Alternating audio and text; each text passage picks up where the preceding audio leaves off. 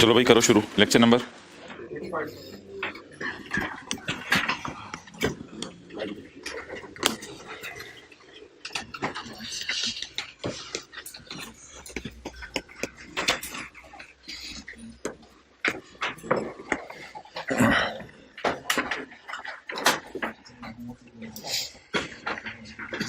अच्छा क्लास पूरी हो लेने पेज 457 पे आए।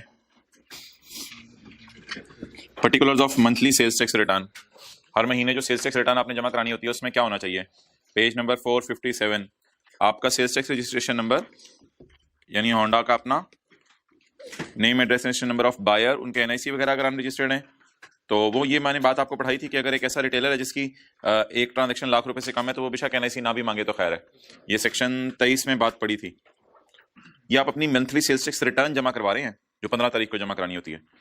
किस दिन बिल इशू किया, ये सारा वही टैक्स इस तरह पड़ा हुआ है हमने जान and fabric tax credit, value of sale, output tax, local sale पे कितना, एग्जाम्प्ट सेल पे तो होता ही नहीं output tax, zero rate sale पे भी 0% होता है, परचेजेस कितनी है, इनपुट आपका कितने किस्म का है, एरियर्स पुराना टैक्स अमाउंट पेबल रिफंडेबल।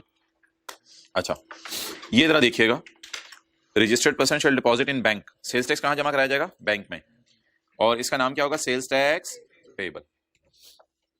अच्छा अब एक सवाल का जवाब दीजिएगा, जिस महीने में कोई एक्टिविटी ना करूं और मेरी दुकान बंद रहे तो क्या उस महीने भी मुझे सेल्स टैक्स जमा करवाना पड़ेगा, या उस महीने सेल्स टैक्स ना भी जमा वो रिटर्न जमा करवानी पड़ेगी, या उस महीने रिटर्न ना भी जमा करवाऊं तो खैर है, रिटर्न तो जमा करवानी पड़ेगी। In case no sales tax is payable he shall file nil return. तो जिस महीने आपने कोई सेल्स टैक्स एक्टिविटी नहीं की, ना चीजें खरीदी ना चीजें बेची, तो उस महीने भी आपको बोलें क्या करना पड़ेगा, हाँ आपको रिटर्न जमा करवानी पड़ेगी। Okay in case no sales tax is payable by registered person he shall file a nil return, वो एक निल रिटर्न जमा कराएगा विदाउट डिपॉजिटिंग एनी टैक्स, और कोई टैक्स जमा नहीं करवाएगा। अच्छा ये extension for filing of return के साथ लिख लें चैप्टर 15, तो ये चैप्टर 15 में कवर हो जाएगा, तो इसकी आप टेंशन मत लें, चैप्टर 15 में ये कवर हो जाएगा। ओके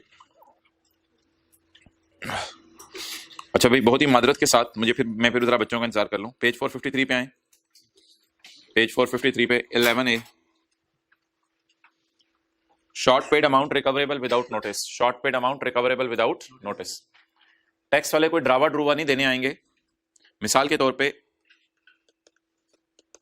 आपका आउटपुट है 70 और आपका इनपुट है 20, पेएबल कितना बना 50, और आपने पे किया 42, यानी आप अपने मुंह से कह रहे हैं कि मेरा बिल कितना है 50 और पे कितना कर रहे हैं 42।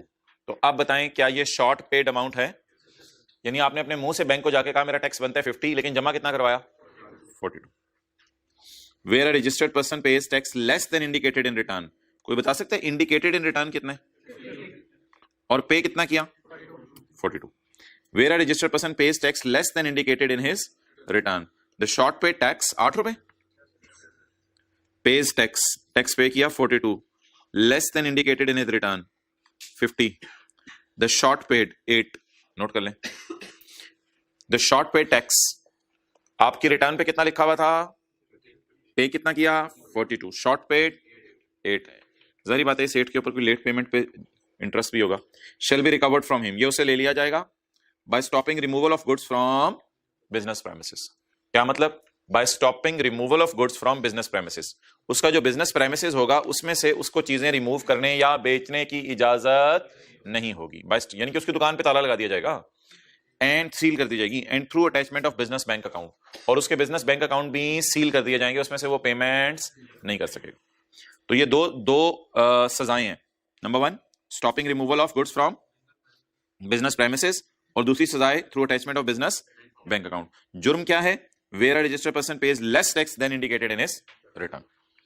ओके अच्छा ये जो सब कुछ किया जाएगा ना, इससे पहले उसे कोई शो कॉज नोटिस नहीं दिया जाएगा कि वजह बताओ क्यों ना तुम्हारी दुकान बंद कर दें, क्यों ये पंगा उसने खुद लिया है, ये पंगा उसने खुद लिया है। अगर आप जाते जाते डीओजी को खुद छेड़ दें और फिर वो आपको काट ले, फिर वो कहेगा मैं बात करके नहीं बाइट करूंगा, मैंने तुझे डर तू खुद पंगे लेने आया। तो अगर आप कभी खुद पंगा ले लें, पंगा क्या लिया आपने 42 पे किया, 50 मुंह से कह रहे हैं और 42 पे किया, तो this shall be recoverable without any barking, तो बार्किंग शो कॉज नोटिस यहां कोई नहीं होगा। अच्छा लेकिन भाई असल में जब भी आप टैक्स जमा ना कराएं ना तो याद रखिएगा फिर आपने 3 चीजें जमा करानी होती है। जब भी आप टैक्स जमा ना करवाएं तो आपने 3 चीजें जमा करवानी होती हैं। नंबर 1 आपने जमा करवाना होता है टैक्स जो आपने जमा नहीं करवाया था। नंबर 2 जैसे होंडा की बात करें 5,10,000 जमा करवाने, तो 5,10,000 जमा करवाएगा नंबर 1। नंबर 2 लेट पेमेंट पर इंटरेस्ट जमा करवाएगा, लेट पेमेंट पर। और तीसरा आप होते कौन है टाइम पे टैक्स ना जमा करवाने पड़े, 10-15,000 रुपए जुर्माना भी देते हैं आप। तो ये 3 चीजें होती हैं जो लेट टैक्स जमा कराने पे जमा कराई जाती हैं। एक तो जो लेट टैक्स जमा कराना था नहीं कराया वो टैक्स, दूसरा लेट पेमेंट पर इंटरेस्ट, और तीसरा जुर्माना। ये 3 चीजें आपने जमा करानी होती हैं। अच्छा, जब आप जी वो मैं बताऊंगा शो कॉज नोटिस क्या है। ये बिल्कुल एक अलग सिनेरियो है जिसमें आप रिटर्न पे कुछ और टैक्स पे कर रहे हैं, लिख रहे हैं, और वैसे कोई और जमा करवा रहे हैं। तो ये बिल्कुल एक स्पेसिफिक सिनेरियो है। However, penalty will be imposed after giving a show cause notice. तो आपने कितने रुपए जमा नहीं करवाए? 8 रुपए जमा नहीं करवाए। अब आपने 8 रुपए जमा नहीं करवाए, आपको जो सजा मिलेगी वो 3 मिलेंगी। नंबर 1 8 जमा करवाओ, नंबर 2 इंटरेस्ट जमा करवाओ जितना लेट पे किया 8, नंबर 3 जुर्माना दो। ये जो 3 सजाएं हैं इनमें से ये जो 2 सजाएं हैं इनमें नो शो कॉज नोटिस, ऐसा ही है, नो शो कॉज नोटिस। इससे पहले अगर ये सजा आप देना चाहते हैं तो इशू शो कॉज नोटिस, तो फिर आप शो कॉज नोटिस इशू करें। तो आप उसे टैक्स 8 रुपए मांगने मांगे ड्राई बगैर, आपने उसे जुर्माना मांगने सॉरी इंटरेस्ट मांगने लेट पेमेंट पे मांगे आप उससे इंटरेस्ट।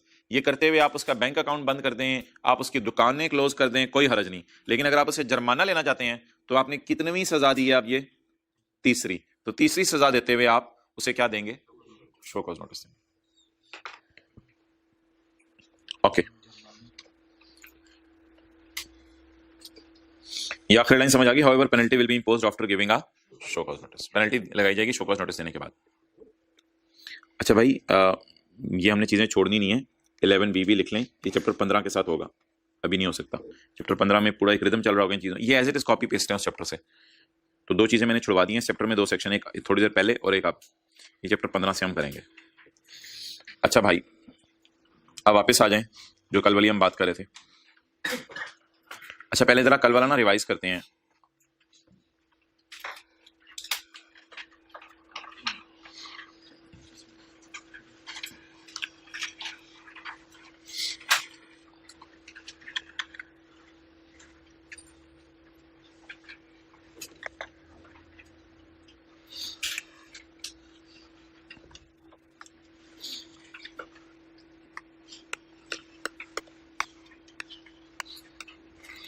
अच्छा भाई, एक रिफंड कल हमने पढ़ा था सालाना मिलेगा, एक रिफंड हमने पढ़ा था माहाना मिलेगा।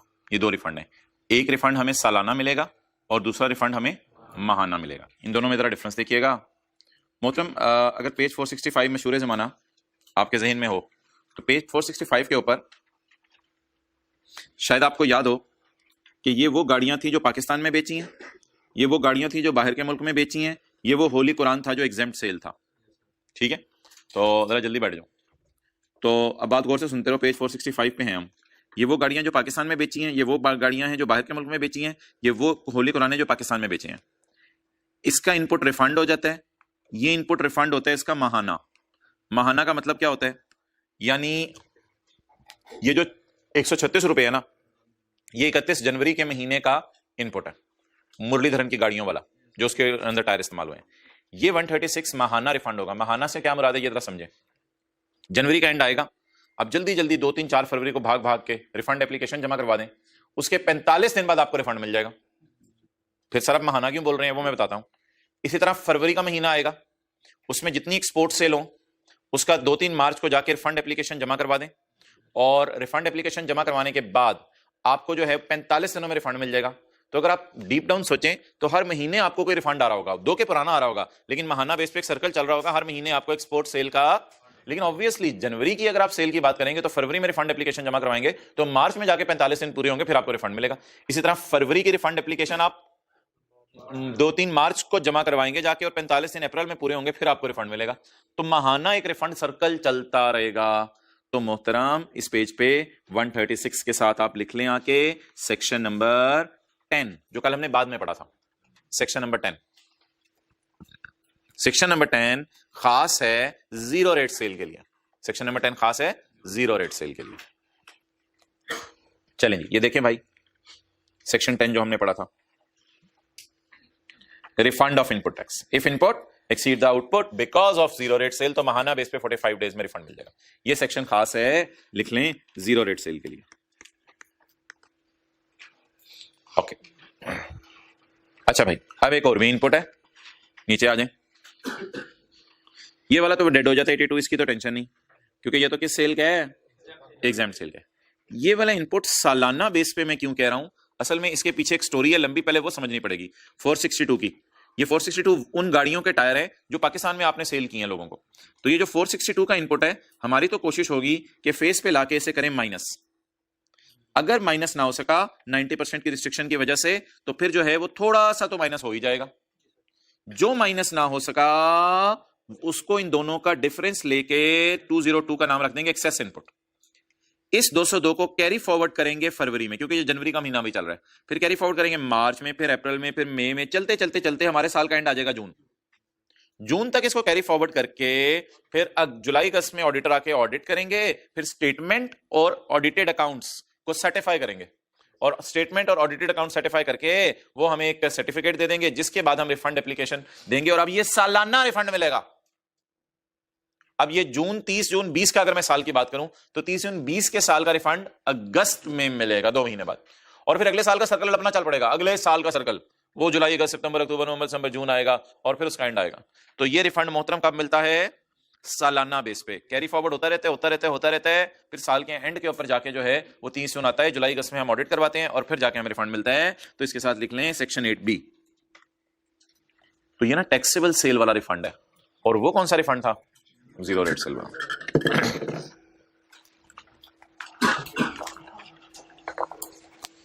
लिखा होगा कल का। अच्छा ओके, अच्छा भाई, चलते ये 3 जुर्म आ गए थे, 7 जुर्म पेज 452 पे। अगर आप अपनी रिटर्न जमा ना कराएं ड्यू डेट को, अगर आप टैक्स कम जमा करवाएं, अगर आप अपनी सेल पे टैक्स जमा ना करवाएं, अगर आप टैक्स कम पे करें, और अगर आप इनपुट ज्यादा लेने की कोशिश करें, या जानते बूझते हुए टैक्स नॉट लगा, शॉर्ट लगा, या गलत वापस किया, या गलती से टैक्स नॉट लगा, शॉर्ट लगा, या गलती से वापस किया, तो इन सब की सजा ये थी कि आपको पहले शो कॉज नोटिस इशू किया जाएगा, और फिर आपके घर असेसमेंट ऑर्डर भेज दिया जाएगा। और जब असेसमेंट ऑर्डर आपके घर आता है, तो भी मैंने बताया आपको 3 चीजें पे करनी पड़ती हैं, टैक्स, पेनल्टी और डिफॉल्ट सरचार्ज। इन 7 जराइम को साइड पे रखें। एक 8वां जुर्म हमने पेज 453 पे इतना बड़ा पड़ा कि उसमें आपको शो कॉज नोटिस भी नहीं दिया जाएगा। वो 8वां जुर्म हमने क्या पढ़ा, रिटर्न पे कुछ और टैक्स लिखा हुआ है और आप कुछ और जमा करवा रहे हैं। रिटर्न पे कुछ और टैक्स लिखा हुआ है, आप कुछ और जमा करवा रहे हैं। ये इतना बड़ा जुर्म है, इतना बड़ा जुर्म है कि इसकी सजा यह है कि नोटिस दिए बगैर आपकी दुकान बंद कर दी जाएगी, और नोटिस दिए बगैर जो है वो आपके बैंक अकाउंट सीज कर दिए जाएंगे। और लेकिन पेनल्टी अगर लगानी हो तो फिर आपको जो है शो कॉज नोटिस पहले दिया जाएगा। वजह बताओ यार, तुम्हें क्यों ना जुर्माना लगा दें। हो सकता है आपको जेन्युइन वजह बता दें, आगे यार बंदे मरने वाले थे हमारे घर में, पैसे थे नहीं हमारे पास, हम क्या करते, तो हो सकता है फिर वो आपको जुर्माना ना लगाएं। ओके अच्छा, इसमें यार एक लाइन जाते जाते ये पड़ी थी कि अगर आपके घर शो कॉज नोटिस और असेसमेंट ऑर्डर आ जाए ना, और आप बदनामी से बचना चाहते हैं, तो आप फिर रिटर्न खुद ही ड्यू डेट के बाद जाके जमा करा दें, यानी 15 के बाद जाके खुद ही फिर रिटर्न जमा करवा दें, और फिर शो कॉज नोटिस और असेसमेंट ऑर्डर की कोई हैसियत नहीं है। इससे सिर्फ ये होगा कि आप बदनामी से बच जाएंगे। तो ये 6-7 जो जुर्म है, इन सब की ऊपर और नीचे वाली लाइन कितने लोगों ने देखी थी, एक ही है ऑलमोस्ट। तो पहले शो कॉज नोटिस दिया जाएगा, बाद में असेसमेंट ऑर्डर होगा। अच्छा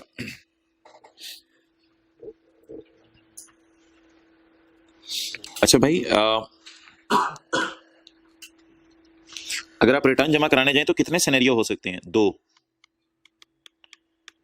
या आप टैक्स पे करने वालों में होंगे, या आमतौर पे जो लोकल सेल है उसका टैक्स आप पे कर रहे होंगे, और जो जीरो रेट सेल है उसका रिफंड मांग रहे होंगे। क्लियर? तो अगर आप रिटर्न जमा करवाने जाएं तो लिखिए कितने सिनेरियोस बनेंगे, 2। एक टैक्स पे करने वाला सिनेरियो होगा और दूसरा रिफंड वाला सिनेरियो होगा। अच्छा, इन दोनों की कोई ना कोई डेट होगी।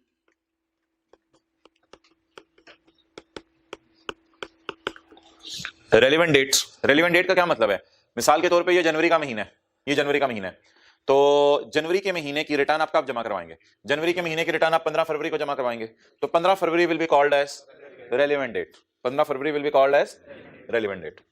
और जनवरी का महीना है तो 2 या 3 फरवरी को आप जाके जल्दी जल्दी रिफंड एप्लीकेशन जमा करवा देंगे। रिफंड एप्लीकेशन जब आप जमा करवाएंगे जाके, तो 2-3 फरवरी के बाद जो है 45 दिन में, कोई मार्च के महीने में जाके आपको, कोई 17, 18, 19 मार्च को जाके आपको जो है वो क्या मिल रहा होगा, रिफंड मिल रहा होगा। तो रिफंड मिलने की भी कोई ना कोई डेट होगी, उसे क्या कहते हैं? तो एक लफ्ज आप याद रखें, अब रेलेवेंट डेट, क्या? अगर टैक्स पे करने की बात हो रही है तो पेमेंट डेट को रेलेवेंट डेट कह देंगे, और अगर टैक्स वापस मांगने की बात हो रही है तो रिफंड की डेट को क्या कह देंगे? Relevant date. रेलेवेंट डेट के 5 साल के अंदर आपको शो कॉज नोटिस इशू किया जा सकता है। रेलेवेंट डेट के 5 साल के अंदर आपको शो कॉज नोटिस इशू किया जा सकता है, बल्कि अभी हम इसको तफसील से पढ़ेंगे।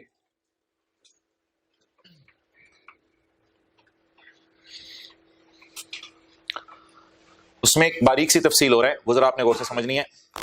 आपने रिटर्न जमा करवाई जनवरी में, जनवरी 2020 में, तो क्या जनवरी 2020 में अगर आपने रिटर्न जमा कराई तो 2030 में आके इमरान खान कह रहा हो, पता नहीं कौन होगा 2030 में, तो जनवरी 2020 में आपने रिटर्न जमा करवाई तो 2030 में आके हुकूमत कह रही हो यार ये क्या तुमने गलती की थी रिटर्न में, यार मेहरबानी 10 साल पुरानी बात है, मुझे तो नहीं अब याद मैंने क्या किया था। इसी तरह जनवरी 2020 के अंदर आपने कोई गलती की, 2040 में आके हुकूमत कह रही हो यार 20 साल पहले आपने कोई बोंगी मारी थी, आपने कहा मैं तो बहुत ही मारता था लेकिन अब मुझे नहीं याद मैंने क्या क्या बोंगियां मारी थी, तो बहुत पुरानी बात हो जाएगी। तो कोई ना कोई लिमिट होनी चाहिए। तो जनवरी 2020 की अगर आप रिटर्न जमा करा के आ गए तो कितने साल तक डरते रहना चाहिए? 5 साल। अगर 5 साल हुकूमत वालों ने आपको ना छेड़ा तो फिर ना छेड़ मलंगा आप कहेंगे अब नहीं आप हमें छेड़ सकते हैं, अब भागो, अब छेड़ने का टाइम खत्म हो गया है, अब हमने वैक्सीन लगवा ली है, भागो इधर से। समझ आ गई? तो 5 साल तक आपको छेड़ा जा सकता है, 5 साल तक आपको छेड़ा जा सकता है। अच्छा, ये 5 साल आपने काउंट कैसे करने हैं ये जरा गौर से सुनिएगा। मिसाल के तौर पे ये मार्च का महीना है, मार्च के रिटर्न आप कब जमा करवाएंगे? 15 अप्रैल को। तो टैक्स भी कब जमा कराएंगे? 15 अप्रैल के बाद आप देखेंगे कब हुकूमत का साल खत्म हो रहा है। 15 अप्रैल का हुकूमत का साल खत्म हो रहा होगा 30 जून को। ठीक है जी। आपने रिटर्न फाइल की हजरात किस महीने की? आपने रिटर्न फाइल की जी मार्च 2020 की। किस दिन फाइल की? 15 अप्रैल। अप्रैल मार्च महीना करते शहजादे, 15 अप्रैल 2020। तो बोले आपने मार्च 2020 के महीने के रिटर्न कब जमा करवाई? 15 अप्रैल 2020 का क्या नाम होगा? इस तारीख से 5 साल नहीं गिनने, आपने 5 साल गिनने हैं फ्रॉम 30 जून 20। सर ये 30 जून 20 कहां से आ गया? आप मुझे खुद बताएं सोच के क्या लिखा होगा मैंने, ये 30 जून 20 क्यों लिखा है?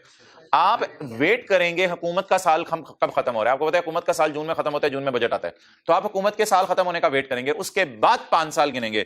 तो अब अगर मैं 5 साल गिनूं तो फिर मुझे शो कॉज नोटिस इशू हो जाना चाहिए मेरे भाई 30 जून 21, 22, 23, 24, 25। तो 30 जून 25 वो आखिरी तारीख है जब तक मुझे 15 अप्रैल 20 की जमा कराई गई रिटर्न के बारे में टच किया जा सकता है फ्रॉम दी हुकूमत। क्लियर? अब जरा नोट कर लें अच्छा करके। महीना कौन सा है? मार्च 2020। तरतीब से चलें, लेकिन महीना मार्च 2020। इसकी रिटर्न कब जमा कराई? 15 अप्रैल 2020। साथ क्या पे किया? टैक्स। टैक्स पे करने की डेट को क्या कहते हैं? रेलिवेंट डेट से कितना शुरू करना है? नहीं, रेलिवेंट डेट वेट करें कब जून एंड आने वाला है, तो 30 जून 2020 आ गया, तो इसके बाद क्या इशू कर दें? Show cause notice. अच्छा, शो कॉज नोटिस होते वजह बताओ, क्यों ना तुम्हारी 3 गाड़ियों पर टैक्स मांगा जाए। तुम झूठ बोल रहे हो, तुमने 2 गाड़ियां बेची हैं, हमें तो पता चला तुमने 3 गाड़ियां बेची थी, तो वजह बताओ, वजह बताओ। लेकिन मेरे भाई इससे पहले ऑडिट हो जाता है। अब हुकूमत वाले क्या करते हैं? इससे पहले ऑडिट को लपेटने की कोशिश करते हैं। इससे पहले ऑडिट समेट लें, ऑडिट करने के बाद ही तो पता चलेगा क्या क्या मसले किए हैं इसमें। क्लियर हो गया? और अगली बात, अब शो कॉज नोटिस इशू हो गया। शो कॉज नोटिस इशू करके हुकूमत वाले आप पे शो कॉज नोटिस फेंक के आपके पास चले जाते हैं।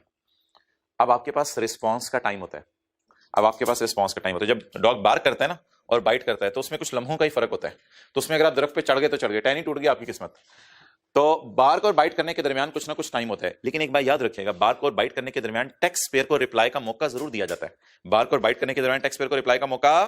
तो हुकूमत वाले क्या कहेंगे? होंडा, हम आपको ऑडिट करने आए थे, आपने बताया कि मार्च में हमने जो है वो 2 गाड़ियां बेची हैं, वजह बताओ क्यों ना 3 गाड़ियों को सेल में डाला जाए, हमें तो लग रहा है तुमने 3 बेची हैं। अगर आप वजह ना बता पाए तो असेसमेंट ऑर्डर आएगा। असेसमेंट ऑर्डर में क्या लिखा होगा, उस एक गाड़ी पर 5,10,000 भी जमा करवाओ और डिफॉल्ट सरचार्ज भी जमा करवाओ और पेनल्टी भी जमा करवाओ। तो असेसमेंट ऑर्डर के बाद ना आपको टैक्स देना पड़ता है। ऑडिट का मतलब है टैक्स वाले आ गए, शो कॉज नोटिस का मतलब है टैक्स वाले छा गए, यानी कि अब आपको शो कॉज नोटिस देके चले गए हैं, वजह बताओ क्यों ना तुम्हारे खिलाफ एक्शन लिया जाए। और असेसमेंट ऑर्डर का मतलब है आप तय हो गए, वो छा गए, बात पहले थे, आप तय हो गए, अब आप गिर गए, अब आपको क्या देना पड़ेगा, टैक्स देना पड़ेगा। असेसमेंट ऑर्डर के बाद आपको टैक्स देना पड़ेगा। अच्छा, इसमें भी कोई लिमिट होनी चाहिए ना, शो कॉज नोटिस के कितने अरसे में आपको असेसमेंट ऑर्डर आएगा। तो भाई ये एक फॉर्मेलिटी सी होती है, आपको थोड़ा सा रिस्पॉन्ड करने का टाइम दे दिया जाता है और फिर 120 दिनों के अंदर जो है ना, 120 दिनों के अंदर अंदर, अब मैंने यहां से यहां एरो खींचना है ना, पहले मैंने एरो यहां से यहां खींचा था, तो इसके नजर मारो 120 दिन ही लिखे हुए हैं, इसके लिए 120 दिन है, यानी बार्किंग के बाद 120 सेकंड में बाइट करनी है। हाँ, ये तो डॉगी का रूल होगा, लेकिन इधर कुछ और रूल है, बार्किंग के बाद 120 दिन में बाइट करनी है।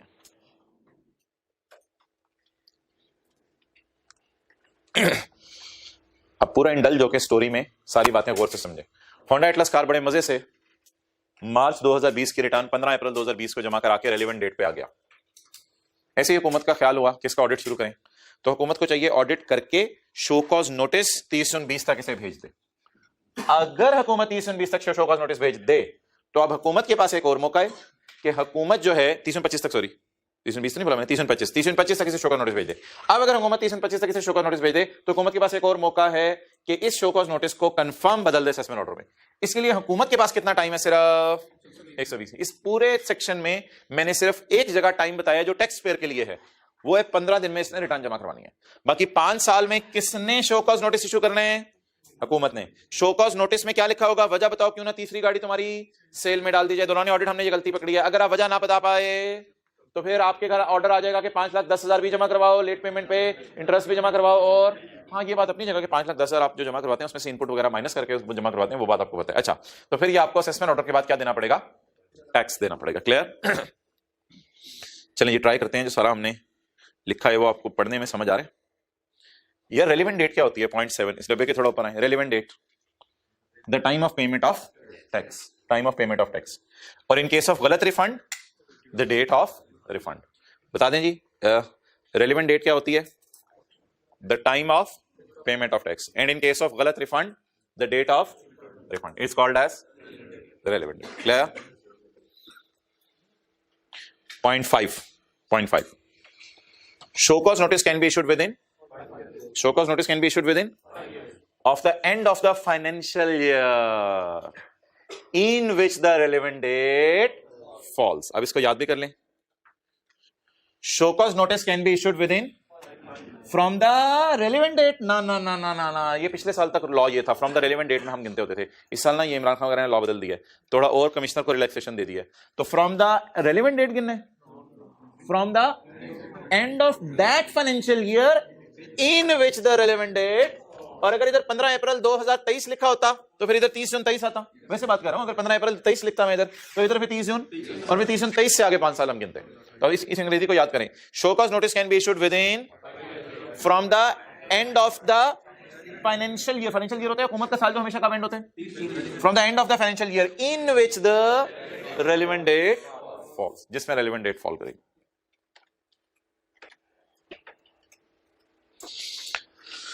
The notice show cause notice barking है, अभी टैक्स नहीं जमा कराना, वो बाइट होगा। द शो कॉज नोटिस लिखे यार यहाँ, the show cause notice specify the grounds क्या है, 3 गाड़ियां थी, तीसरी गाड़ी भी सेल में डालो। The show cause notice specify the grounds and the officer shall consider the representation made by person का मतलब बताएं। And the officer shall consider the representation made by person, वो जो दरख्त पे चढ़ने हैं, टैक्स पेयर का रिप्लाई, टैक्स पेयर लिख लें, टैक्स पेयर का जवाब, टैक्स पेयर को जवाब देने का राइट है। किसी का अगर पालतू कुत्ता आके बार्किंग कर रहा है तो हमें जवाब देने का राइट है, हम गन निकाल सकते हैं। The show cause notice specify the grounds, show cause notice में ग्राउंड लिखे होंगे, और द ऑफिसर हमारे रिप्लाई का वेट करेगा। An assessment order shall be passed, और अब पीछे क्या रह गया इशू करने वाला, सिर्फ शो कॉज नोटिस तो आ गया ना, तो अब काटना कूटना ही होना है। अब तो दांत खोलेगा, an assessment order shall be passed with in 120 seconds, नहीं विद इन 120। ये 120 डेज कब से गिने शुरू होंगे, the assessment order can be issued with in 120 days of show cause notice. Show cause notice जब भी अच्छा शो कॉज नोटिस जरूरी है 30 जून 25 को है, उससे 2 4 6 दिन 10 दिन 15 दिन 2 महीने 2 साल पहले भी आ सकते हैं ना, ये तो हद है, लिमिट है, इससे पहले भी आ सकते हैं। जैसे कि बिजली का बिल जमा कराना होता है उसी दिन जमा कराना होता है, उस दिन से पहले, जब मर्जी पहले भी जमा कराते हैं उस दिन भी करा सकते हैं। तो शो कॉज नोटिस जब भी आ गया उसके बाद कितना अरसा होगा बाइट करने के लिए? An assessment order shall be passed within 120 days. ये ऊपर वाली लाइन भी मैंने अंडरलाइन की हुई है, ये शो कॉज नोटिस के नीचे वाली अंडरलाइन की हुई है। Assessment order shall be passed within 120 days of issuance of और within such extended period as the commissioner may fix. Extension shall not exceed further, इसका क्या मतलब है? Extension shall not exceed further 90 days, यानी कि 120 दिन में assessment order हो जाना चाहिए। अगर डीओजी को कोई काम पड़ गया और साइड पे होकर कुछ वो रिलैक्स कर रहा है तो फिर उसको वापस आने के ऊपर 90 डेज 90 सेकंड और मिल जाएंगे, तो 90 डेज जो है वो और मिल सकते हैं। इसका मतलब है 120 या 90 210 दिन टोटल है, लेकिन नॉर्मल हालात में कितने दिनों की इजाजत मिलेगी? 120 दिन की। चलें यार, ये जरा बताएं मुझे, थोड़ी सी रिवीजन हो जाए आपकी। उमर ने रिटर्न मार्च 2012 की फाइल की है अप्रैल 12 को, 12 दिन बाद, और उसने टैक्स भी उसी दिन पे कर दिया है। तो अब बता दें, इधर स्क्रीन की तरफ देखते रहिएगा, what is relevant date? Relevant date तो टैक्स जमा कराने की डेट मैंने रखी है। What is relevant date? Relevant date से 5 साल गिनूं शो कॉज नोटिस के लिए, या रेलेवेंट डेट का पहले एक और जगह ब्रेक लगाएं फिर आगे से 5 साल गिने? इसके बाद रेलेवेंट डेट के बाद कौन सा 30 जून आ रहा है, जरा सोच के बताएं। इसके बाद कौन सा 30 जून आ रहा है? अप्रैल मई जून, 30 जून 12, 30 जून 12 से 5 साल गिने 17। कब तक show cause? Well done, show cause है ना, अभी तो पहले शो कॉज होगा। कब तक शो कॉज नोटिस इशू किया जा सकता है? So under the given scenario the last date by which show cause notice can be issued is 30 June 2017।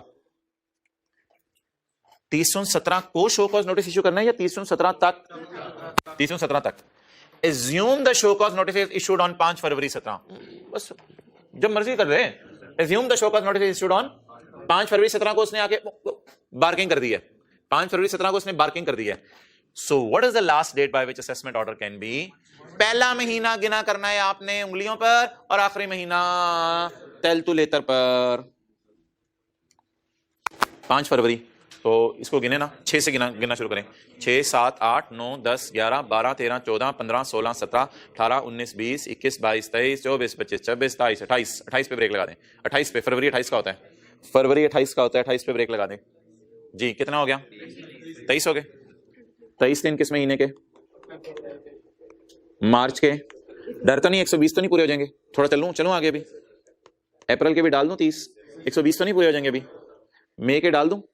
डाल दें मेरे ख्याल से पूरे डाल दें मई के। हाँ, अब जून के मेरे ख्याल से बैलेंसिंग आएंगे, अगर 120 दिन में टोटल चाहता हूं। 5 जून तक अब हम क्या इशू कर सकते हैं? Assessment order. यार समझ रहे हैं बातों को? बड़ी मजे की बातें, आसान सी। पहले आपने क्या इशू करना है? Show cause notice. वो रेलेवेंट डेट से गिनना शुरू करना है, रेलेवेंट डेट से भी नहीं, रेलेवेंट डेट वाले साल की आखिरी तारीख से। और फिर जब शो कॉज नोटिस इशू करके फारिग हो जाए उसके 120 दिन में आपने क्या इशू करना है? Assessment order. The assessment order can be issued by 5 जून। तो लिखना चाहते हैं तो आप ये लिख लें कि 5 जून मैंने कैसे निकाला है।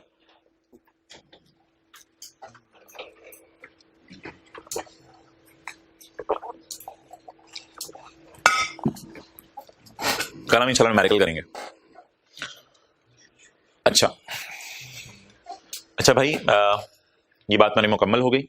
इसमें एक ऐसी छोटी सी अजीब सी चीज है बीच में, वो पढ़ लेते हैं। टैक्स वाले अक्सर चाह रहे होते हैं हम 5 साल में काम कर दें, और टैक्स वाले ये भी चाह रहे होते हैं हम 120 दिन में काम कर दें, लेकिन कई दफा टैक्स पेयर बिजी होता है, वो भी तो इंसान है, वो भी तो बिजी हो सकता है। तो अगर टैक्स पेयर भी गायब हो जाए बीच में से तो फिर वो दिन काउंट नहीं किए जाएंगे। फिर उन दिनों में अगर टैक्स वाले कुछ भी ना करें तो खैर है। Following period will not be counted. Adjournment bye tax payer. Adjournment क्या होता है? डिले। किसकी तरफ से आ गया? टैक्स पेयर की तरफ से आ गया। लेकिन मैक्सिमम कितने दिन के लिए टैक्स पेयर गायब हो सकता है? 60 डेज के लिए। टैक्स पेयर बीच में से अगर 60 दिन के लिए गायब हो जाए तो मजे की बात सुने, अब ये 120 दिन फिर 180 हो जाएंगे। Try to understand. कमिश्नर चाह रहा है कि मैं 120 दिन में काट लूं, लेकिन टैक्स पेयर कह रहे हैं मैंने नहीं आना, और 50-60 दिन के लिए यूरोप चला गया। अब टैक्स पेयर 60 दिन के लिए गायब हो गया। अब कमिश्नर कहेगा अब तो मैं तुझे 120 दिन में काटने का प्रोग्राम था, वो तो तू ही नहीं आता था।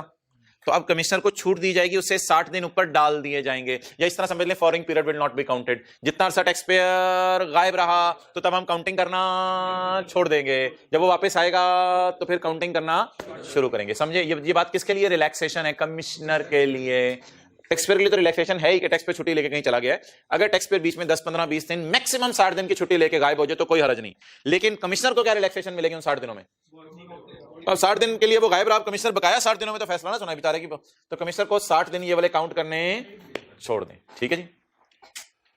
तो अगर मैं 60 दिनों के साथ आपको उर्दू में ये लिखवा दूं कि टैक्स पेयर के गायब होने पे कमिश्नर को 60 दिन और भी मिल सकते हैं, तो ये बात गलत तो नहीं होगी? टैक्स पेयर के गायब होने पे कमिश्नर को 60 दिन और भी मिल सकते हैं।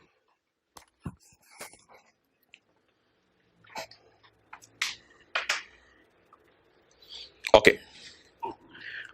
अगली चीज में बता दें, अगर कोई डिले आ जाए इस वजह से कि टैक्स पेयर कहे यार कमिश्नर जो तू कर रहे मुझे नहीं समझ आ रही, मैं तो जज के पास जा रहा हूं। अगर टैक्स पेयर ये कह दे कि भाईजान आप जो कर रहे हैं मुझे समझ नहीं आ रही, मैं तो जज के पास जा रहा हूं, फिर तो इस टाइम को वैसे ही फारिग कर दें, ये तो टैक्स पेयर को पसंद ही नहीं आ रहा कमिश्नर कर क्या है, फिर डिले होगा because of alternate dispute resolution. जज के पास जाके होती है ना डिस्प्यूट रेजोल्यूशन प्रोसीडिंग। ठीक है जी। तो अगर आप बीच में डिस्प्यूट रेजोल्यूशन प्रोसीडिंग शुरू कर दें तो उस पीरियड को भी टाइम से क्या कर दिया जाएगा, निकाल दिया जाएगा। तो बोलें कमिश्नर का तो दिल क्या चाहता है, मैं 5 साल में शो कॉज नोटिस भेज दूं, और शो कॉज नोटिस के 120 दिन में कमिश्नर का तो दिल चाहता है, लेकिन अगर टैक्स पेयर खुद बिजी हो जाए तो इस टाइम को काउंट नहीं करेंगे, या टैक्स पेयर किसी कोर्ट में चला जाए तो भी इस टाइम को काउंट नहीं करेंगे। और ये जो 2 लाइनें इसकी अच्छी खासी रिवीजन हमारी असल में होनी है चैप्टर 15 के अंदर। अच्छा, ये 1-2 छोटी छोटी बातें ये पढ़ें, फिर हमारी आज की क्लास के 1-2 मेन कॉन्सेप्ट हो रहे हैं, छोटी छोटी बातें पढ़ें। 4A की ना टैक्स विद होल्डिंग का कॉन्सेप्ट सेल्स टैक्स में भी है, टैक्स विद होल्डिंग का कॉन्सेप्ट सेल्स टैक्स में भी है, लेकिन मजबूरी में वो हमारे सिलेबस में नहीं है, इसलिए मैं बहालत मजबूरी यहां इनकम टैक्स की मिसाल देके आपको समझाऊंगा। Where any person required to withhold the sales tax fails to withhold the tax, किसी बंदे ने टैक्स काटना हो, टैक्स काटना भूल जाए, तो वेयर एनी पर्सन से मुराद वेयर राइज required to withhold the sales tax, जिसने टैक्स काटना था, फेल्स टू विदहोल्ड, राइज ने टैक्स ना काटा, वेयर राइज required to withhold sales tax, sales tax की जगह इनकम टैक्स समझ लें, वेयर राइज required to withhold sales tax fails to withhold tax और withhold it but fails to, an officer shall determine the defaulted amount after giving a, तो फिर defaulted amount निकाल देगा डरावा देके आफ्टर शो कॉज नोटिस। अच्छा जी, यार ये 7 जुर्म में से एक जुर्म हम और पकड़ने लगे हैं दोबारा, पहले वाला पिछले सफे के 7 जुराइम में से एक जुर्म हम और पकड़ने लगे हैं, उसी को दोबारा पकड़ने लगे हैं। If a person fail to file a return, पहले हमने इसे क्या सजा दी थी, इसे दिया जाएगा शो कॉज नोटिस, और उसके बाद क्या इशू किया जाएगा, असेसमेंट ऑर्डर। इसी बंदे को एक और सजा देने लगे हैं, जुर्म तो वही है, if a person fail to file return, जुर्म तो वही है, तो एक और सजा इसे मिल सकती है, an officer not below the rank of assistant commissioner, officer जिसका रैंक कम से कम क्या होगा, shall determine the minimum tax. यार मिनिमम टैक्स हमने बिजनेस के चैप्टर में पढ़ा था, सेक्शन 113, इधर भी कोई मिनिमम टैक्स होता है, लेकिन अल्लाह का शुक्र है इधर का मिनिमम टैक्स हमारे सिलेबस में नहीं है। लेकिन एक सजा सुन लें बस, उधर किनको सजा दी थी, उधर मुझे याद पड़ता है ऐसे इंडिविजुअल्स और ऐसे ओपीज जिनकी साल की सेल 100 मिलियन से ज्यादा थी, उनको कहा था मिनिमम टैक्स दो, और हर रेजिडेंट कंपनी को भी कहा था मिनिमम टैक्स दो। इधर किन लोगों को मिनिमम टैक्स देना पड़ सकता है, जो अपनी रिटर्न जमा ना करवाएं। तो मिनिमम टैक्स की भी कोई परसेंटेज होगी, पता नहीं क्या है, percentage not in our syllabus, percentage not in our syllabus, इसकी कोई ना कोई परसेंटेज होगी। बस ये बता दें, अगर खुदा ना खास्ता एक आधे नंबर का सवाल आ गया पेपर में कि मिनिमम टैक्स सेल्स टैक्स में किसने जमा कराना है, a person who has not filed return, उसने क्या जमा करवाने, मिनिमम टैक्स। अच्छा जी, अब हमारा चैप्टर खत्म होने को है, ये आ जाएं पेज 456 पे, पेज 456 पे रिटर्न। अब हमारे 10 मिनट इस पॉइंट पे लगने हैं और 10 मिनट इस पॉइंट पे लगने हैं, ये 1-2 मिनट। Every registered person shall furnish till due date true complete and correct return in prescribed form up to the 15 of the next month of the following the end of the tax month to a designated bank और office specified by board. Return में क्या क्या चीजें आती हैं यार, purchase, sale, tax, such other information as may be prescribed. Clear? अच्छा मोहतरम, हुकूमत किसी बंदे को कह सकती है कि मंथली रिटर्न के साथ साथ एनुअल भी जमा करवाओ। क्लियर? और हुकूमत किसी बंदे को यह भी कह सकती है कि तुम मंथली जमा ही ना करवाओ। नहीं नहीं नहीं नहीं, गलत बबोंगी मारे ना, देखिए बगैर बोल रहे हैं, मंथली जमा ही ना करवाओ, बल्कि क्या जमा करवाओ, हर 3 महीने बाद, हर। लेकिन इस बंदे को भी कह सकती है कि एनुअल जमा करवाओ। समझ आ गई बात? बता दे मतलब, जो बंदा भी मंथली जमा रिटर्न करवाता है, हुकूमत इससे सालाना रिटर्न मांग सकती है, लेकिन सालाना रिटर्न सारी रिटर्नों की जमा ही होगी, और क्या होना है, सालाना रिटर्न मांग सकता है। अगली बात बताएं, जो बंदा मंथली रिटर्न जमा करवा रहा है, हुकूमत उसे कहे तो मंथली रिटर्न जमा कराना बंद कर दे और हर 3 महीने बाद जमा करवाएगा। लेकिन जाते जाते जाते एक बात और सुन ले मेरी, तू एनुअल रिटर्न भी जमा करवाएगा। क्लियर? तो क्या मैं कह सकता हूं annual is in addition to monthly but quarterly is instead of monthly? चले नोट कर लो। तो क्वार्टरली वाले से कौन सी नहीं मांगी जाएगी? मंथली नहीं मांगी जाएगी। वहीं पे जो 2 लाइनें आ गए हैं,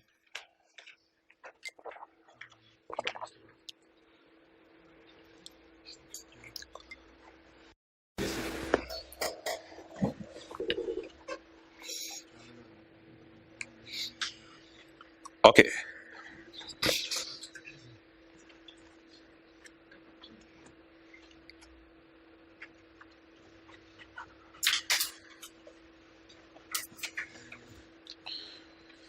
the board may require any person to submit return on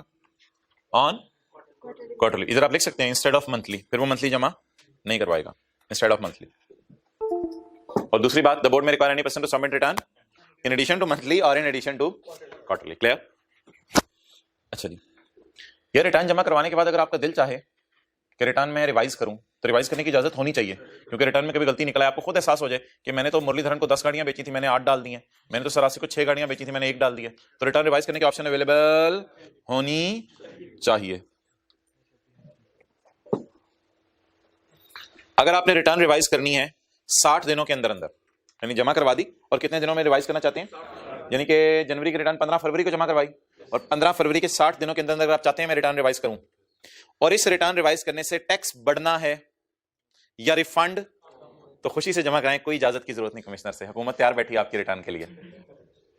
अगर आप रिटर्न कितने दिनों में जमा कराना चाहते हैं, दोबारा जमा कराना चाह रहे हैं या पहली दफा दोबारा, इसका मतलब है पहले भी कोई जमा कराई हुई है, उसी की गलती सही करके दोबारा जमा कराना चाह रहे हैं।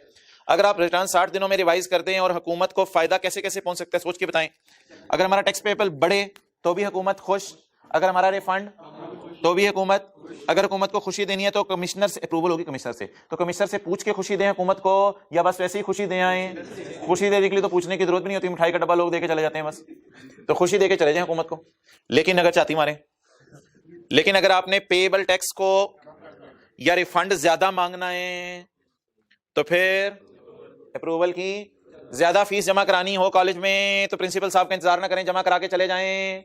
फीस वापस मांगनी हो तो एप्लीकेशन दे दें, प्रिंसिपल साहब आएंगे देखेंगे केस को, वही वाली बात चल रही है ना। अच्छा, लेकिन अगर आप 61 से 120 डेज के बाद तो रिटर्न रिवाइज हो ही नहीं सकती, वो फिर क्या रेमेडी है, वो कुछ हो रहे हैं, वो हमारे स्कोप में नहीं है। 120 डेज के बाद तो रिटर्न रिवाइज हो ही नहीं सकती।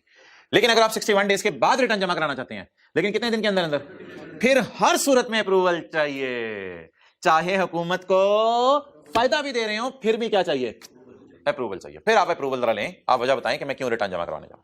क्लियर? ये कौन सा पॉइंट है? 3, नोट कर लो।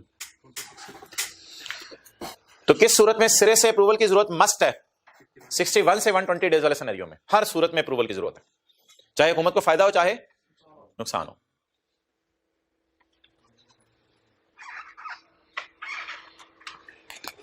ये ताजा ताजा याद कर लिया करें, खस्ता खस्ता नान खाया जाता है, फिर अगले दिन मुश्किल हो जाता है। पानी लगा के फिर तवे पे रख के फिर गर्म करना, यानी दोस्तों से पूछना क्या पढ़ाया गया था, सर को मैसेज करना ये क्या है, ये फिर मुश्किल हो जाता है। सर भी आगे से पता नहीं कभी जिंदगी के मोड़ पे किस टोन में होते हैं, किस तरह जवाब दे देते हैं, फिर अगला फील करता है मुझे इस तरह जवाब दिया था, फलां को इस तरह दिया। मैं ऑनलाइन वालों से बातें कर रहा हूँ, आपसे नहीं कर रहा हूँ। कभी कभी बंदा होता है किसी मूड में होता है, कभी अच्छे मूड में भी होता है। ओके चले आगे पढ़ लें इसकी अंग्रेजी, फिर पढ़ लें जिसने नोट कर लिया।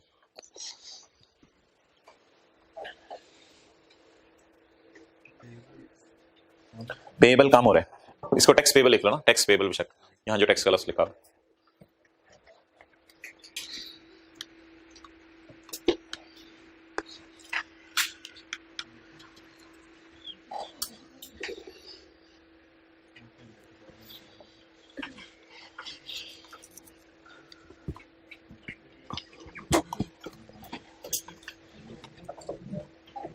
भाईजान बस करो, गड्डी आगे चलानी है। रिवीजन ऑफ, जल्दी जल्दी सवारियां आ जाए वापस। Revision of return, a registered person may on approval of commissioner file a revise return to correct any omission, कोई चीज भूल गए हैं और wrong declaration. It can be revise within maximum limit कितने दिन है, 120 दिन के बाद रिटर्न रिवाइज नहीं हो सकती। ये 2-3 नंबर का सवाल आता है पेपर में, revision of return. Approval shall not be required in case revise return is filed with in, अगर 60 दिन में आपने रिटर्न रिवाइज कर दी तो अप्रूवल की जरूरत, जरा देख लें कब, अगर 60 दिन में आपने रिटर्न रिवाइज कर दी तो अप्रूवल की जरूरत नहीं है। आगे ये लिखेगा, ये वाला तो उसने नहीं लिखा है, तो मैंने आपको समझाने के लिए लिखा है। तो इस सूरत में अप्रूवल की जरूरत नहीं। Where tax payable in revised return is more, tax ज्यादा करके जमा करवा रहे हैं, या फिर refund claim in revise return is less, या रिफंड कम हुकूमत से मांग रहे हैं, then return then the original return, then the original return, इस तरह कर देना आसान हो जाएगा, देन द ओरिजिनल रिटर्न।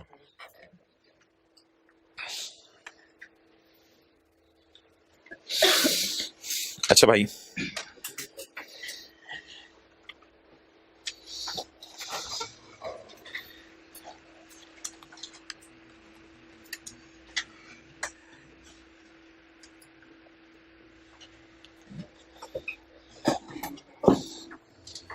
आपने रिटर्न फाइल कर दी, आपने रिटर्न फाइल कर दी, इसके 5 साल में शो कॉज नोटिस आ सकता है, इसके 5 साल में शो कॉज नोटिस आ सकता है, बल्कि रिटर्न फाइल करने के बाद जो फाइनेंशियल ईयर का एंड होगा उसके आगे 5 साल के अंदर शो कॉज नोटिस, इसके दरमियान ऑडिट होगा ना, इसके दरमियान ऑडिट होगा। जब ऑडिट होगा तो ऑडिट ऐसे ही हो जाएगा या नोटिस आएगा हम ऑडिट शुरू करने लगे हैं, नोटिस आएगा। क्या नोटिस आएगा, क्या नोटिस आएगा, हम आपका क्या शुरू करने लगे हैं। अच्छा, आप इधर खड़े हैं, यहां पे खड़े हैं और आप रिटर्न फाइल करके आ गए हैं, इधर कुछ टैक्स वालों ने कोई ड्रावा ड्रूवा भेजा है मारे हैं, बल्कि आप तो सोच रहे होंगे मैं तो इतना खुशकिस्मत हूं, इस दिन तो आपने बेगम को कहा होगा मैं इतना खुशकिस्मत हूं बेगम कि 25 साल हो गए मुझे कारोबार करते हुए, आज तक मेरा ऑडिट करने कोई नहीं आया। बेगम ने कहा इससे बड़ी खुशनसीबी है मैं तुम्हें मिली हूं। तुम छोटी छोटी खुशनसीबियां सोच रहे हो, इससे बड़ी खुशनसीबी मैं मिली हूं, जाओ चाय बना के लाओ मेरे लिए। अच्छा, तो मुझे बताएं इधर इस दिन खड़े हुए टैक्स पेयर को किसी बात का कोई डर होगा, कोई बड़े कॉन्फिडेंस से बैठा होगा मैं तो ऐसे खुशकिस्मत हूं मेरे बाप दादा को कभी जो है वो ऑडिट नहीं हुआ था, तो बेगम देख मेरा भी ऑडिट नहीं हुआ, तू ना कर ली। अच्छा, तो चलते चलते चलते चलते कुछ अर्सा गुजरा, एक दिन डाकिया आ गया, बेगम ने खत खोला, बेगम ने कहा मैट्रिक का रिजल्ट आया बेटे का, उसने कहा नहीं खोल मुझे डर लग रहा है। बेगम ने कहा तेरा ऑडिट होना है इस साल, तेरा ऑडिट होना है इस साल, तू जो होलसेलर बना फिरता है ना और होलसेल पे चीजें बेचता है, तो तेरा क्या होना है इस साल, ऑडिट होना है। अब मुझे बता दें अगर ये बंदा नोटिस ऑफ ऑडिट आने से पहले ही रिटर्न जमा करवा देता तो फिर इमरान खान इससे कितना खुश होता कि कुछ कहा भी नहीं हमने और वॉलंटरीली आके रिटर्न जमा करवा के चला गया। फिर तो इमरान खान से जफियां डालेगा कि यार कुछ हुआ भी नहीं था, कुछ हुआ भी नहीं था। यानी देखिए ना, ये तो घूर लिया ना, घूर गए और घूरने के बाद यहां तो बार्किंग कर ली है, और आप घूरने से पहले ही जाके जो है वो उसको डीओजी को मिल्क पिला के आ जाए, वो कहेगा यार ये तो जबरदस्त बंदा है, आज के बाद घूरूंगा भी नहीं मैं।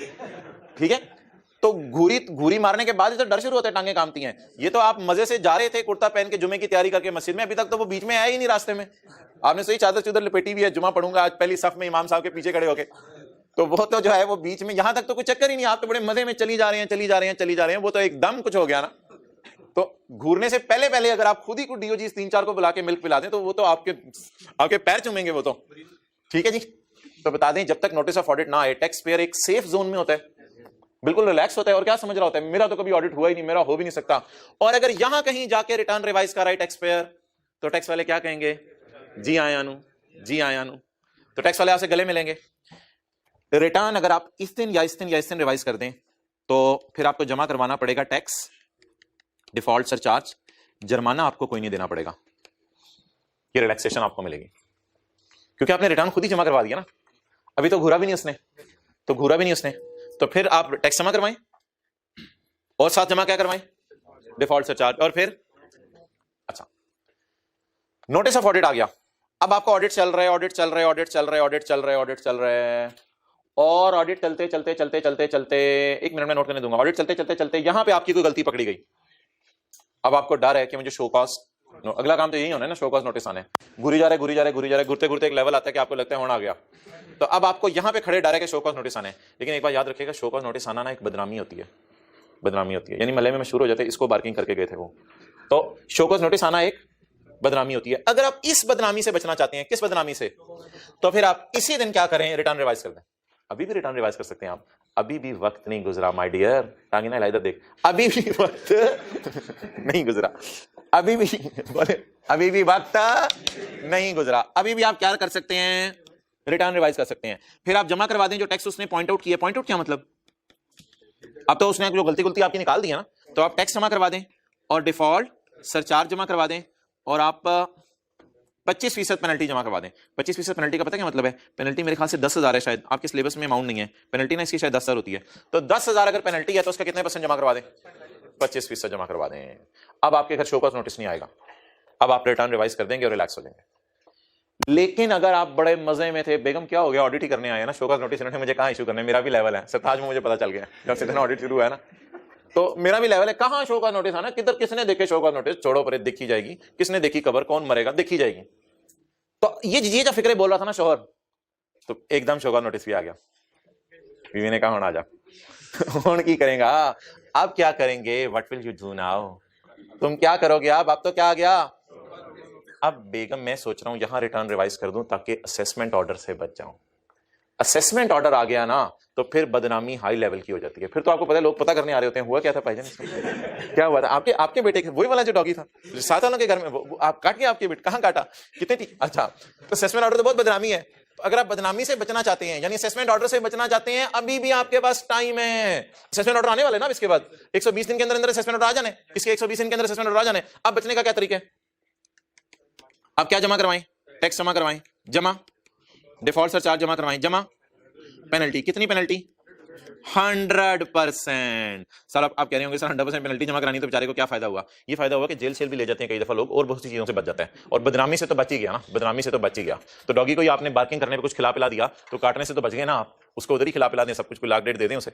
अच्छा तो टैक्स जमा करा दें, डिफॉल्ट सरचार्ज जमा करा दें और 100% पेनल्टी जमा करा दें, then you will feel you will not receive assessment order guy you will not receive assessment order no। लेकिन अगर ये भी जमा ना करवाएं आप, फिर आपके घर क्या आ जाएगा, असेसमेंट ऑर्डर आ जाएगा।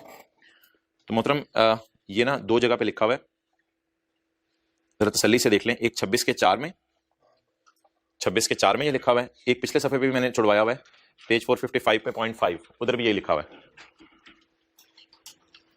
ये देख लेना यार, 25% और फुल पेनल्टी। तो पेज 455 पे भी यही छुड़वाया हुआ है। अल्हम्दुलिल्लाह हमारा चैप्टर खत्म हो गया। कल हम न्यूमेरिकल करेंगे, फिर अगले चैप्टर में जो 2-3 सफे रह गए हैं वो कंप्लीट करेंगे। अच्छा यार एक दफा मुझे पढ़ा लेने दें, फिर मैं नोट करने का टाइम दूंगा। When filing the following amounts will be paid depending upon the time. कई टाइम होते हैं, कई दफा आपको जल्दी वार्निंग मिल जाती है, वो जो सबसे पहले वाला सिनेरियो था वो तो बहुत ही अच्छे बच्चे हैं आप। Whenever it comes to his ख्याल, ये नोटिस टैक्स वालों की तरफ से नहीं आया, इस नोटिस का मतलब ख्याल है। Whenever it comes to his ख्याल, जब भी आपको ख्याल आ गया, before receipt of notice of audit, whenever it comes to your ख्याल before receipt of notice of audit से पहले, इससे पहले आपको ख्याल आ गया, before receipt of, whenever it comes to his notice before receipt of notice of audit, फिर क्या क्या जमा कराना है, शॉर्ट पे टैक्स, कोई पेनल्टी जमा, ड्यूरिंग ऑडिट ख्याल आया, कब ख्याल आया, ड्यूरिंग ऑडिट, या बिफोर रिसीट ऑफ, इस लाइन का मतलब बताएं लॉ मेकर ने क्या लिखा है, ड्यूरिंग ऑडिट और before receipt of show cause notice. तो क्या क्या जमा करवाने आपने, टैक्स पॉइंटेड आउट बाय कमी, पॉइंट आउट तो करेगा ना, वो ऑडिट शुरू कर दिया उसने, पॉइंट आउट करेगा ये टैक्स जमा करा दो, जमा, और आखिरी लिमिट हमारी क्या थी, आफ्टर शो कॉज नोटिस के बाद amount of tax plus 100% penalty. और अगर आपने ये पे कर दिया सब कुछ, if this amount is paid, show cause notice shall be cancelled, तो शो कॉज नोटिस को उठा के फेंक दें। सिनेरियो याद करें जरा इंग्लिश में, whenever it comes to his ख्याल before receipt of notice of, इसका नाम लिखें वॉलंटरी रिवीजन, इसे वॉलंटरी रिवीजन कहते हैं। वॉलंटरी क्या मतलब, खुशी से आप रिवाइज, अभी तो नोटिस ऑफ ऑडिट भी नहीं आया था, अभी तो ये बेगम को दावे कर रहा था कि मेरे तो बड़ों के साथ कभी कुछ नहीं हुआ, चल तेरे साथ ही हो गया। अच्छा तो वॉलंटरी रिवीजन इसे कहते हैं, इसका नाम दोबारा बताएं, whenever it comes to his ख्याल बट बिफोर रिसीट ऑफ, और इसका नाम during audit and before show cause notice, और ये हो गया बिफोर शो कॉज नोटिस, तो ये क्या बन गया फिर, आफ्टर शो कॉज नोटिस।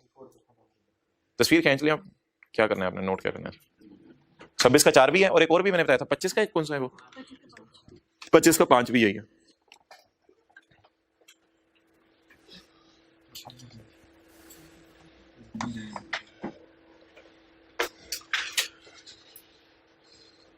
इसका नाम बताएं।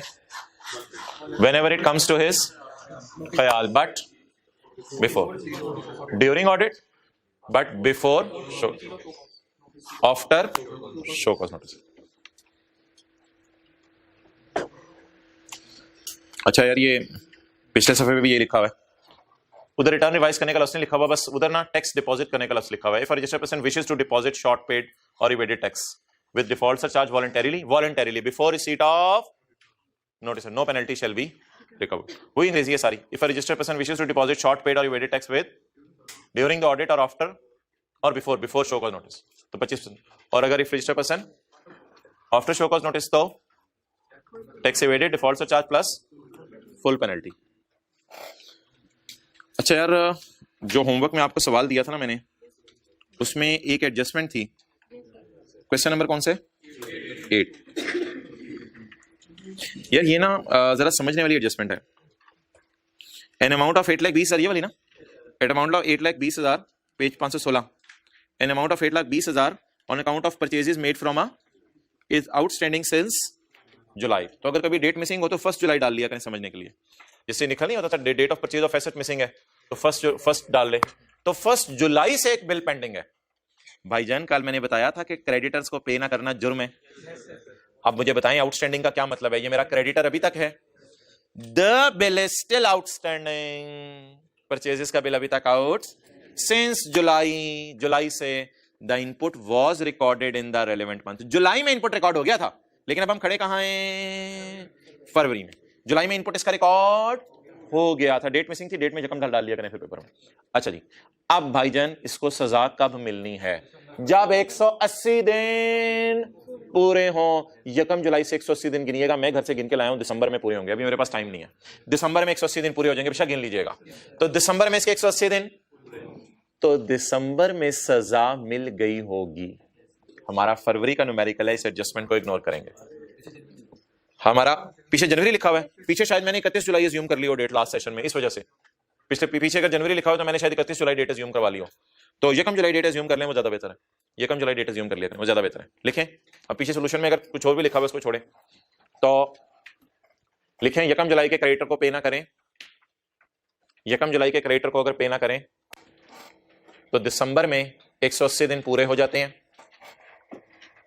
1 जुलाई के क्रेडिटर को अगर पे ना करें तो दिसंबर में 180 दिन पूरे हो जाते हैं।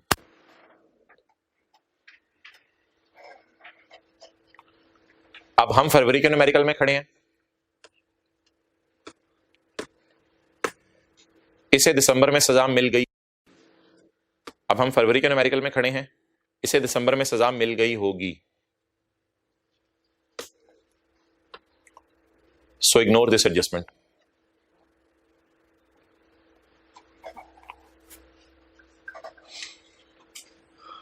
भाई इस एडजस्टमेंट के ऊपर मैं इससे बात नहीं करूंगा ज्यादा, कल की क्लास का वेट करें। एडजस्टमेंट इग्नोर कराने से बच्चों को, मुझे भी पता चीजें समझ नहीं आती, एडजस्टमेंट डलवाने से चीजें समझ आती हैं। कल मैंने एक सवाल करवाना है जिसमें इस तरह की एडजस्टमेंट डलवानी है, वो डलवा के न्यूमेरिकल में फिर इसकी तरफ वापस आके इसको रिपीट करेंगे। तो भी आप व्हाट्सएप ग्रुप में से कोई सवाल ना पूछिएगा इस बारे में। इस एडजस्टमेंट को कल मैं दोबारा कराऊंगा।